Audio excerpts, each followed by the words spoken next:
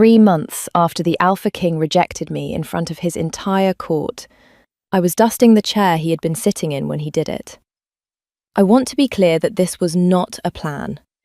I am not the sort of woman who plots her way back into the house of the man who broke her.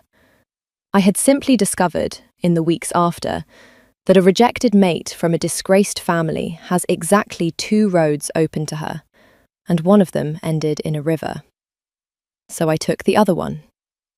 I tied my hair the plain way the village women wear it. I traded my one good dress for brown wool. I gave the housekeeper a name that was not mine, and I let the largest household in the territory hire the quietest pair of hands it had ever seen. He did not recognize me. That was the part I had counted on, and the part that, every single day, took something out of me anyway. My name is Marin. In the king's house, I was Pell, which I chose because it was the dullest sound I could think of on short notice, and dullness was the whole of my ambition. I was 25, a woman grown, and 4 months earlier I had stood in the ceremony hall of the Iron Hold in a dress my mother sewed by hand, with a vow folded into my sleeve that I had written myself and never got to speak, while Soren of the Iron Hold, the Alpha King, the strongest wolf in 3 territories, looked at me with no expression at all, and said the words that sever a bond before the whole assembled pack. I will not describe what a public rejection does to the wolf on the receiving end. The pack laws call it severing, and the word is honest. A weaker wolf can die of it. I did not die of it, which surprised a great many people, my own family chief among them, and which I have come to understand meant something I did not understand at the time. I survived it. And then, because surviving is a habit and not a triumph, I came to his house to scrub his floors, and I told myself it was only that I had nowhere else to go. That was the lie. It was a good lie. I kept it the way you keep a coal banked under ash, never letting it catch, never quite letting it die.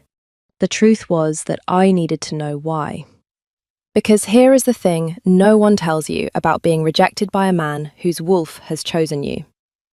The choosing does not stop. The bond he severed in front of 200 witnesses had not, in fact, fully closed. I felt it the first morning I passed him in the gallery, a thread where there should have been a clean scar.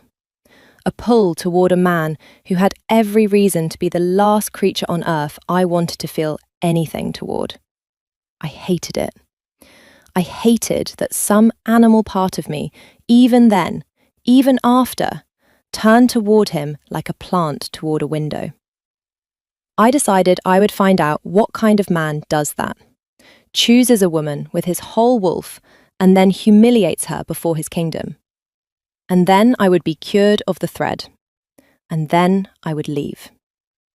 It took me far longer than it should have to understand that I had the question backwards. The Iron Hold is a warm house, which I had not expected. From the outside, it is all black stone and iron, and the kind of grimness that keeps rival packs polite. Inside, it smells of bread and beeswax, and the particular green smell of the herbs Mistress Bryony hangs in the kitchen passage. And the fires are kept high. And the king's library, I learned this slowly, in the way a servant learns the geography of a house she is not supposed to have opinions about. The king's library is the warmest room in it. I was good at being Pell. I was good at being no one. I had a great deal of practice being looked through, having spent 4 months as the most looked-at woman in the territory, for all the wrong reasons. I kept my eyes down. I learned the corridors. I learned which of the warriors were kind and which were not. And I learned the shape of the king's days, the way you learn whether you intend to stay out of. He worked late. He ate little. He did not laugh. Though once I heard his beta, Osric, say something low in the gallery, and saw the corner of the king's mouth move. And the movement was not a smile so much as the memory of where a smile used to live. He kept to 3 rooms, the hall, the study, the library. And he moved through his own house like a man walking the edge of a frozen lake, testing every step. A grieving man. I knew the gate. I had been walking it myself. I did not want to know that about him. It is much easier to scrub the flaws of a man you can despise. The first time he spoke to me directly, I dropped a candlestick. It was in the library. I had thought the room empty. It was past the hour he usually left it, and I was returning a stack of household ledgers to the shelf where Mistress Bryony kept them, and his voice came out of the high-backed chair by the fire where I had not seen him sitting. "You move things and put them back in better order than you found them," he said. "The keeper of the accounts has been complaining for a year that the ledgers are a disgrace. They are not a disgrace anymore. That is you." The candlestick hit the floor. I went down after it before he could, brown and quick and keeping my face turned away, and I heard my own voice come out steadier than I had any right to expect. "I beg pardon, my king. I only set them where they go." "That is precisely my point." A pause. "Look at me." I had spent 4 months in his house, arranging my entire existence around not doing that one thing. I looked at the floor. I looked at the dropped candlestick. I looked at the hem of his dark robe 3 paces away, because he had not come closer. He never came closer. He kept a distance from everyone, like a man who had learned that nearness was a debt that came due. "I am poor at being looked at, my king," I said. "I do better in corners." It should have ended there. A king does not coax a maid. But he was quiet a moment, and when he spoke again there was something underneath the words I had not heard from him in the hall, where he was all iron. "So do I," he said. "Carry on." I carried on. I went down the gallery with my heart doing something undignified, and I told myself it was fear of discovery, and it was, partly, and the rest of it I did not have a name for yet. If you have ever hated someone and then caught them being human when they thought no one was watching, you know the particular vertigo of what came next. I will try to tell it plainly. He began to seek me out. Not as a man seeks a woman. He did not know I was a woman he had ever seen before. That was the whole horror and the whole engine of it. He sought out the quiet maid who put his ledgers in order, the one who did not flinch and did not flatter, and answered him as though he were a person and not a throne. He would find reasons. The accounts wanted copying. The library wanted a second pair of hands among the old rolls. He would say 3 sentences to me and then sit in silence while I worked. And the silence was not the silence of a master tolerating a servant. It was the silence of a man who had not been spoken to like a person in a very long time, and had forgotten he was starving for it. His wolf knew. I am certain of that now. His wolf knew exactly who I was and could not make his mind hear it. And so it did the only thing it could. It kept turning him toward me, baffled, the way the thread kept turning me toward him. Lady Audra noticed before either of us did. I should tell you about Lady Audra. After my rejection, the court had needed a new story, and Lady Audra of the Vale had supplied one. That the king had seen sense, that the disgraced daughter had never been worthy, and that there was, conveniently, a woman of impeccable blood and Eastern alliances already at court who would make a far steadier Luna. She had spent 4 months arranging herself toward the empty place at his side, with the patience of water working at stone. She was beautiful in the way that organises a room, and she had a particular gift for noticing where the king's attention went, because the king's attention was the whole of her ambition. She noticed it going to a maid. She found me in the herb passage, where Mistress Bryony's bundles hang, and she did not come alone. She came with the keeper of the accounts and a steward, which is how a clever woman makes a private cruelty look like a matter of household concern. "The new girl," she said, looking at me the way you look at a stain you intend to have removed. "Pell, is it? No family anyone can name, no village anyone can place. hired in a season when this house should be careful who it lets near its king. She let it sit. There has been a great deal of carelessness in this house lately. I mean to see it corrected. You will be questioned, properly, by the steward, about where you came from and who sent you. A house that nearly seated a traitor as its Luna cannot be too careful about its servants. It was a good move. I will give her that even now.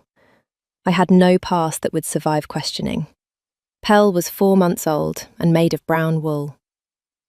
One real afternoon with a careful steward, and I would be exposed, not as the king's rejected mate, which was almost worse, but as a woman travelling under a false name in the household of the most paranoid king in 3 territories, which in those days was the kind of thing that ended at the end of a rope. She nearly had it. The steward set an hour.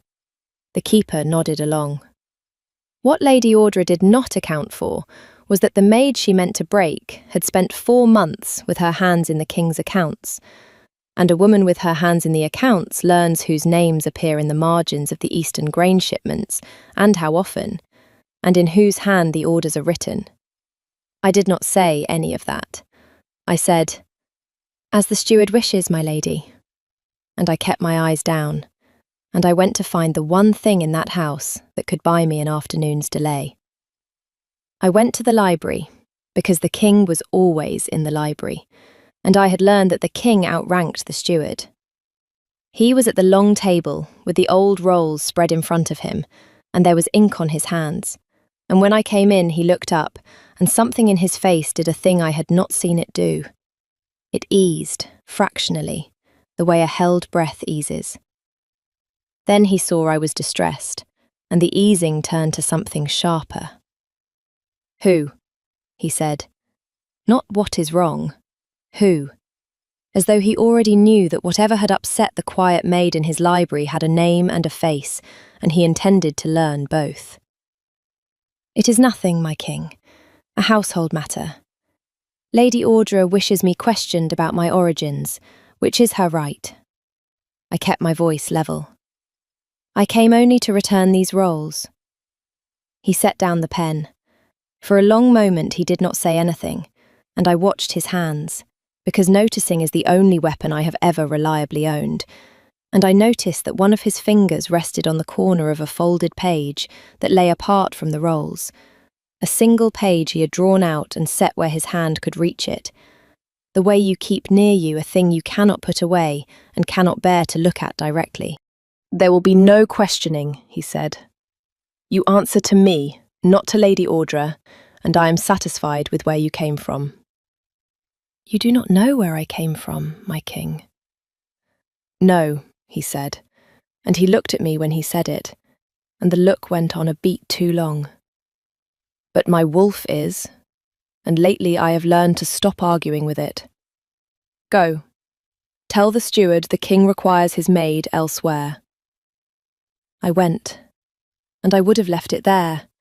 I had my afternoon, I had my delay, except that as I turned, my eyes caught the folded page under his hand, and I saw, upside down, and only for an instant, the edge of writing on it. I knew that writing. I had spent a winter learning to make my letters even, at a table by a window, while my mother told me a Luna must write a fair hand because a Luna signs things that matter. I knew the particular way I closed my open letters. I knew it the way you know your own face in dark water. It was my vow. The one I had folded into my sleeve 4 months ago and never spoken. The one that should have burned with the rest of my disgrace. The king of the Ironhold had it on his table, drawn out where his hand could reach it, worn soft at the fold from handling. If you are still with me, and I find, against everything, that I hope you are, this is the place in the telling where I have to stop and breathe, because it is the place where I stopped breathing the first time. What comes next is the part where I learned what kind of man he actually was, and it was not the part I went looking for. Stay with me through it, And if this is the kind of story you want more of, her side, told in the voice of the woman who lived it, the bell is how you tell me to keep telling them. Press it. I will wait. There. Now let me tell you about the letter. Because I did not sleep that night, and the not sleeping made me reckless, and the next morning when he left the library for the training yard, I did the thing I had spent 4 months not allowing myself to do. I went to his table, and I unfolded the page beside my vow, and I read the letter that had ruined my life. It was addressed to the chieftain of the Eastern Pax. It promised, in plain terms, that once the writer was made Luna of the Iron Hold, she would see the eastern passes opened and the king's warders drawn back, in exchange for a place at the eastern table when the hold fell. It was treason, complete and damning, the kind of letter that justifies any rejection, any humiliation, any severance spoken before a watching pack. It was signed with my name. It was not my hand. I knew it was not my hand, the way I had known the vow was, instantly, in the body before the mind. Whoever had forged it was good. They had studied me. The slant was close, the closing letters nearly right. But I had spent a winter learning to make my letters even at a table by a window, and the woman who wrote this had learned somewhere else, and the somewhere else was in every stroke. And here is what undid me, kneeling at the king's table with the lie in one hand and my unspoken vow in the other. He had kept them both. The forgery that damned me and the vow that would have bound me. He had kept them side by side, drawn out where his hand could reach, worn soft at the folds. For 4 months, the man who rejected me before his whole kingdom had been sitting alone in the warmest room in his house, comparing the hand that betrayed him to the hand that had promised to love him. And somewhere in those 4 months, he had begun to see what I had seen in an instant. The hands did not match. He had not rejected me. He had rejected a letter.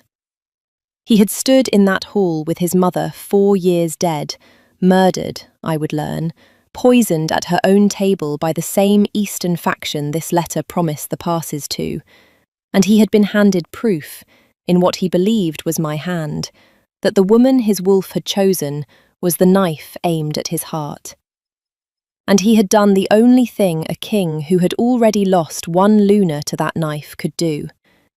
He had made me powerless. He had made me hated. He had severed the bond in public so completely that no faction could ever use me against him again, and he had done it believing he was killing the only thing he had ever wanted in order to keep his kingdom alive. He had been wrong. And he had spent 4 months beginning to suspect he had been wrong, alone, with 2 folded pages, and no idea that the woman in the brown wool dusting his shelves was the one who could have told him the truth in a single sentence. I had come to his house to learn what kind of man rejects his mate before his kingdom. He was the kind who does it to save her from the thing that killed his mother, and then keeps her vow for 4 months because he cannot bear to be the man who threw it away. I folded both pages back exactly as they had been. I did not confront him. I am a coward in precisely one direction, and I had just learned his name was Soren, and not the name I had been calling him in my head for 4 months, which was something closer to enemy. The trouble was that Lady Audra had also spent 4 months learning his attention, and she had felt it turn. And a woman like that does not wait to understand a thing before she destroys it. She moved at the reinstatement. I should explain. With his suspicion growing, and the Eastern grain shipments going where they should not, the king had called a court, a formal reckoning, the whole pack assembled in the same hall where he had severed me, to review the loyalties of the great houses before the Eastern packs grew any bolder. It was meant to be the beginning of him pulling the truth apart, thread by thread. Lady Audra understood, better than he did, that the thread led to her. So she decided the court would end differently than he intended. She had the forger's gift and the forger's nerve. She brought a second letter to that hall, a fresh one, in the same false hand as the first, naming the new Maid Pell as an Eastern agent placed in the household to finish what the disgraced daughter had begun. 2 traitors, 1 story, tidily closed. And she had arranged, with the Eastern chieftain's man, that in the confusion of a maid being dragged from the hall as a spy, a blade would find the king while his guard was looking the wrong way. The same blade, the same table, the same faction that had taken his mother. She would be the grieving, loyal lady left standing beside an empty throne. And the throne does not stay empty long. It nearly worked. That is the part I need you to understand. It very nearly worked. She read her letter to the assembled pack. She named me. The hall turned, 200 faces, to the maid standing at the edge of the hall, and the steward's men started toward me. And across the room I saw the Eastern chieftain's man shift his weight and slide his hand beneath his coat, exactly as another man had once reached beneath his coat for a blade in a different hall. And I understood the whole shape of it in a single breath. I had spent 4 months keeping my eyes down. I had spent 4 months being no one. I had a forged letter in the king's library that did not match my hand, and I had the Eastern grain ledgers in my memory with Lady Audra's own orders written in the margins. And I had a thread to a man across the room that I had been pretending for 4 months I did not feel. I stopped being Pell. I did not shout that I was innocent. Innocence is a thing the accused always claims and the pack has learned to ignore. I crossed the floor instead. The maid, walking up the centre of the hall, every eye had just been told to fear. And I did not go to the steward, and I did not go to my own defence. I went to the king, and I put myself between him and the Eastern chieftain's man, in the instant the blade came clear. And I called my wolf. I need to tell you what that cost, because it was not nothing. A severed bond does not want to be reopened. He had closed it in public, completely, the way you were taught to, and for 4 months it had stayed a thread, only because some part of him had refused the last of it. But a thread is not a bond, and what I needed in that hall was the whole thing, all of it, the full weight of a mate bond answered, because that is the one thing on earth that no forged letter and no severance right can argue with. So I tore it back open. I forced the thing he had cut to knit itself whole in the space of a heartbeat, and it fought me the entire way, and it hurt like drowning hurts, from the inside, the body fighting the thing that will save it. There was blood in my mouth where I had bitten through my own lip. I did not feel it bite. And then the bond came whole, and Soren's wolf rose to meet mine in front of the entire assembled pack. The bond he had severed answered, blazing, undeniable, the one sound a pack is built to recognise and forbidden to fake. The Eastern chieftain's man froze with the blade half raised because every wolf in that hall had just dropped, on instinct, into stillness, before a thing older than any of them. The guards had him before he drew his next breath. And the king of the Ironhold turned and looked at the maid bleeding beside his throne, and for the first time in 4 months, his mind heard what his wolf had been screaming since the night I dropped a candlestick in his library. Maron, he said. Not Pell. My name. The name he had severed in this very hall. It came out of him like something breaking. I did the only thing I could think to do, which was the thing I had carried folded in my sleeve for 4 months and never been permitted to say. I had the words by heart. I had written them at a table by a window, in a winter that felt like another woman's life. I spoke my vow, out loud, in the hall where he had taken my voice, in front of the court that had watched him do it, I finally said the thing I had come there to say 4 months and 1 rejection too late. I will not give you the whole of it. Some things are mine. But I will tell you it ended with the line that a Luna speaks to bind herself to a king, and that I spoke it not to the throne and not to the crown, but to the man who had kept my vow on his table because he could not throw away the only true thing anyone had ever offered him. The hall did not breathe. And then the strongest wolf in 3 territories, in front of the pack that had watched him cast me down, did the thing that costs a king more than blood. He went down on one knee to a maid in brown wool, and he took the forged letter from Lady Audra's frozen hand and held it up beside a household ledger any clerk in the room could fetch. And he said, in the voice that was all iron, the voice the hall had learned to fear, "This is not her hand. It was never her hand. I rejected the truest thing in my kingdom on the word of a forgery, and I have known it for a season and lacked the courage to say so. Bring me the woman whose hand this is." They did not have to bring her. The hands matched, and the whole court could see it, and Lady Audra of the Vale did not run. I will give her that.